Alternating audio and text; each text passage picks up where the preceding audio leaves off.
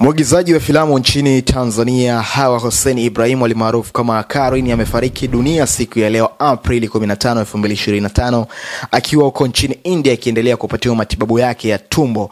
Taarifa ya kifo chake imethibitishwa na Almeida Mtema ambaye alikuwa ni mtu wa karibu aliyekuwa akimsaidia na kusimamia matibabu yake. Anasema kwamba nanukuu alichokizungumza, anasema ni kweli amefariki dunia na nimepigiwa simu leo hii na waliopo India hata dakika 15 hazijapita, maana jana nimeongea naye. Amesema Almeida wakati akizungumza na wananchi. Lakini pia hata hivyo inaelezwa kuwa mwigizaji huo alitarajiwa kurejea siku ya leo ambayo ndo siku ambayo amefanyiwa upasuaji mkubwa kutibu tatizo la utumbo lililokuwa likimsumbua kwa muda mrefu zaidi ya miaka 9, huku akifanyiwa upasuaji wa tumbo mara 24. Hawa aliondoka nchini Tanzania Februari 4, 2025 kwenda India kupatiwa matibabu baada ya kukamilika kwa utaratibu za safari, na gharama ya matibabu ilikuwa ni shilingi milioni 54 ambazo zilitokana na michango ya serikali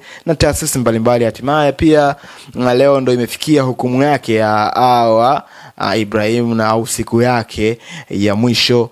Mungu ailaze roho ya marehemu mahali pema peponi. Peace.